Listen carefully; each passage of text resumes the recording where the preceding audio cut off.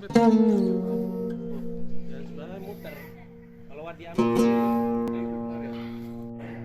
beliau berkata kepada orang tersebut yang untuk zaman sekarang yang nggak pakai peci dan nggak pakai sendal.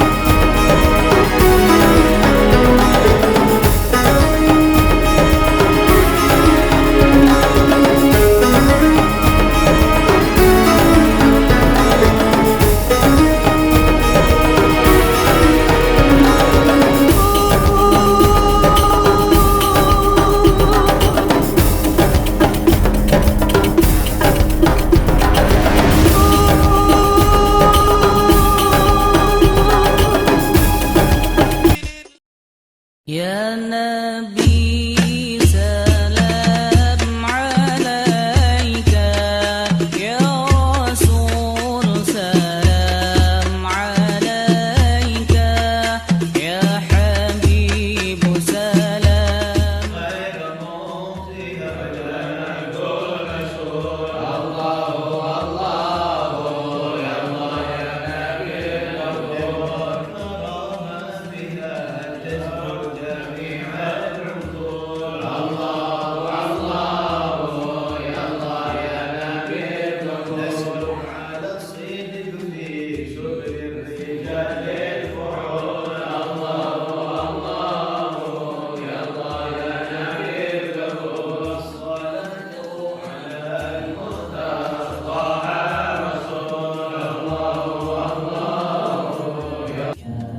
Bismillahirrahmanirrahim. Alhamdulillah sallallahu alaihi Muhammadin wa ala alihi wasallam. Sekarang kita berada di Kubah Al-Imam Al-Arif Billah Al-Habib Ali bin Hasan Al-Attas dan juga anak dan cucu beliau. Dan di sini beliau Habib Ali bin Hasan kelahiran Huwairah yang tadi kita ziarahi.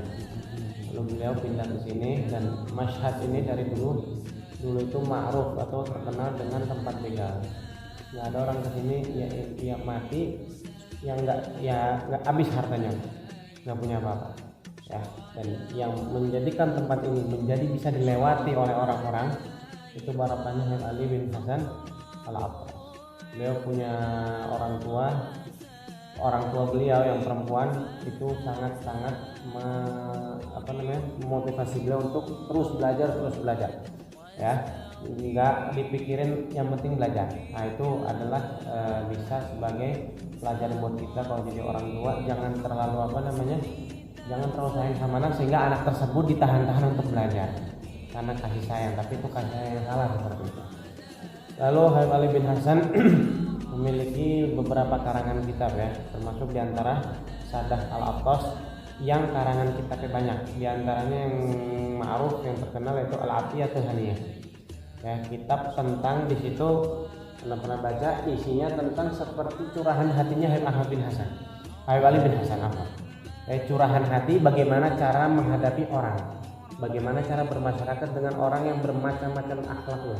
Ada yang akhlaknya baik, ada akhlaknya jelek, ada yang buruk, ada yang kurang ajar, ada yang nggak tahu terima kasih. Nah itu Habib Ali bin Hasan menuangkan semuanya di kitab Al-Afiyatul Haniyah.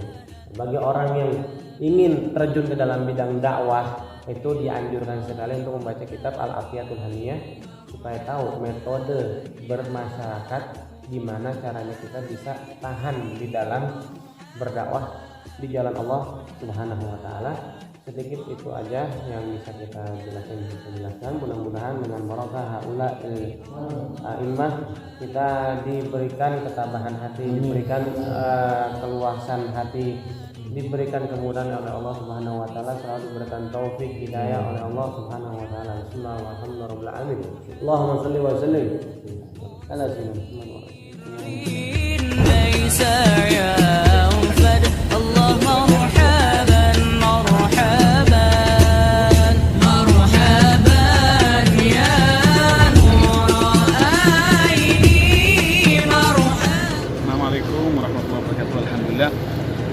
hari ini hari Minggu Ahad, kita menyambung ziarah-ziarah kita di kota atau di Wadi Dau'an, yang mana di Wadi Dau'an ini banyak daripada aulia-aulia dan juga ada nabi. Nah, yang hari ini pagi kita awali dengan ziarah ke Nabi Hadun. Yang Nabi Hadun ini bukan termasuk salah satu daripada 25 nabi, akan tetapi termasuk nabi yang diyakini daripada nabi-nabi yang diutus oleh Allah Subhanahu wa taala, akan tetapi tidak diwajibkan bagi kita untuk menghafalkan namanya. Nah, mudah-mudahan dengan ziarah kepada beliau disambungkan kepada Nabi Muhammad SAW, dan kelak kita semua yang belum pernah ziarah Nabi Muhammad bisa dipercepat untuk ziarah Nabi Muhammad SAW. Mari, bismillah, assalamualaikum warahmatullahi wabarakatuh.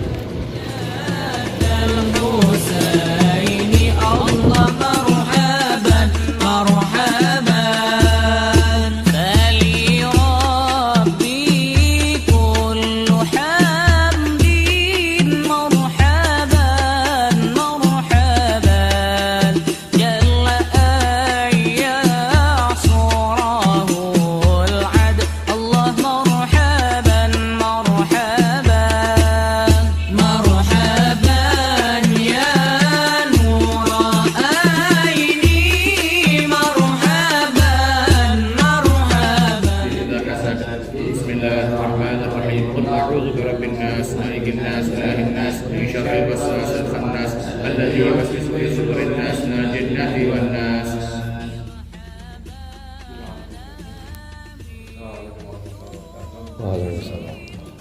Sekarang kita berada di makam salah satu nabi dari nabi-nabinya Allah Ta'ala, yaitu Nabi Hadun bin Nabi Hud alaihi wassalam. Ini adalah anak daripada Sayyidina Hud, daripada Nabi Hud yang sudah kita ziarah kemarin di sana. Ini apa namanya, kata Ibn Ubaidillah, tarikhnya banyak yang nggak menulis tentang sejarah Nabi Hadun alaihissalam. Hanya saja Syekh Abdul Aziz bin Ad-Dabbagh dalam kitab Al-Ibris menyatakan bahwasanya Nabiullah Huwaid, namanya Huwaidun, itu diutus kepada ahli Ahqaf, yaitu ahli Hadramaut. Dan Habib Ahmad bin Hasan menjelaskan yang dimaksud Huwaidun di situ adalah Hadun bin Hud alaihissalam. Nah, Nabi Hadun itu adalah Hud Shogir, ya, Nabi Hud yang kecil. Jadi dan itu memang nggak bisa diingkari ya kalau memang ini nabi. Kenapa? Karena memang Hadramaut ini dari dulu ini tempatnya para nabi, ya, negeri para nabi dan juga para wali, ya. Dan juga banyak kaum nabi, kaum Samud itu ada di sini, kaum Ad juga ada di sini, dan beberapa kaum yang diutus nabi kepada mereka itu banyak di Hadramaut. Jadi hampir bisa dipastikan bahwasanya ini adalah Nabi Hadun. Nggak jauh, tidak jauh kalau memang benar-benar itu adalah Nabi Hadun bin Hud alaihissalam. Dan ini biasanya diadakan ziarah setahun sekali setelah ziarah Nabi Hud, yaitu lebih tepatnya pertengahan Sya'ban. Di sini orang-orang Doan sekitar sini mengadakan ziarah sanawiyah, ziarah tahunan. Dan daerahnya namanya Hadun. Nabinya namanya Hadun. Ya, jadi daerah-daerah sini merupakan daerah-daerah yang insya Allah barakah karena ada Nabi di sini. Mudah-mudahan dengan berkahnya Nabi Hadun alaihissalam dan berkah abahnya yaitu Nabi Hud alaihissalam, dan juga dengan berkahnya Nabi, pemimpin para Nabi Sayyidina Rasulullah SAW, dosa-dosa kita dihapuskan. Mudah-mudahan segala hajat kita dikabulkan dan pulang masing-masing ke tempatnya membawa keberkahan dan bisa menyebarkan keberkahan kepada ahli yang ada di negaranya masing-masing. Bismillahirrahmanirrahim.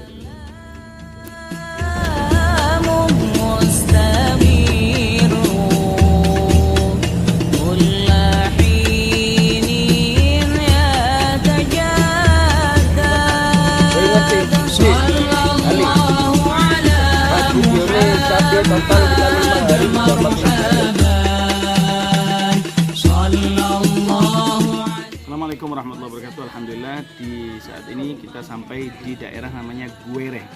Guere ini ada satu makam wali min auliaillah Al-Habib Habib Ahmad bin Muhammad Al-Mahdhar, yang beliau punya anak bernama Habib Muhammad bin Ahmad Al-Mahdhar yang ada di kuburannya di Surabaya. Nah, ini ada abahnya, banyak keturunannya di Indonesia itu daerah Bondowoso. Beliau yang memiliki qasidah yang ma'ruf terkenal di Indonesia yang sering dibacakan oleh kecintaan kita Mbah Maimun Zubair, yaitu Sa'duna fid dunya fauzuna fil ukhra. Nah, ini karangan beliau. Nanti kita di dalam akan sama-sama membaca atau membacakan qasidah tersebut bersama-sama, dan insya Allah kita mendapatkan berkahnya, dan insya Allah semua rakyat Indonesia nanti yang ada di Indonesia mendapatkan berkahnya juga, menjadikan keamanan buat kita semua dan kaum bangsa dan nusa dan bangsa dan negara. Amin ya rabbal alamin. Assalamualaikum warahmatullahi wabarakatuh. Terus. في حريضة قد حضر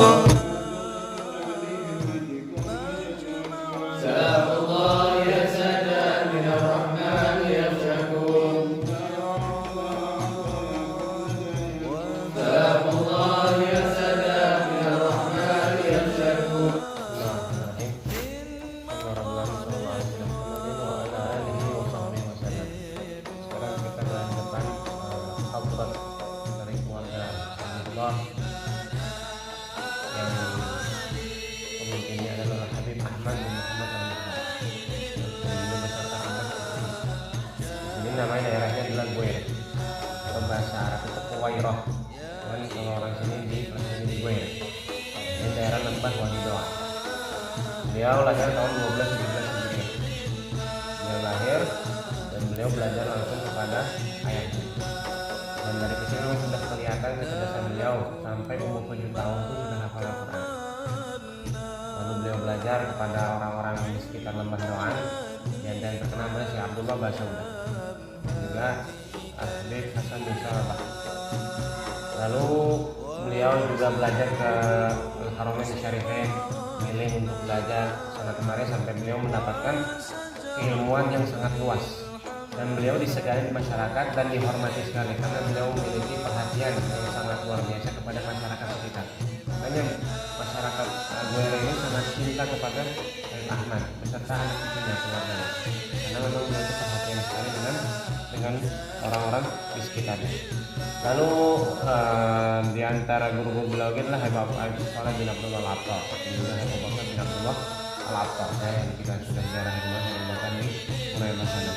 Lalu muridnya beliau jelas, sudah pasti anak beliau yang ada sekarang ini adalah Habib Mustafa, ya, dan juga Habib Hamid. Dan juga di Indonesia itu Habib Muhammad bin Ahmad Al-Muhtar yang berada di Bondowoso. Itu di antara murid beliau, dan juga Habib Ahmad bin Hasan termasuk muridnya beliau. Lalu Habib Ali bin Muhammad Al-Habsyi juga termasuk muridnya beliau.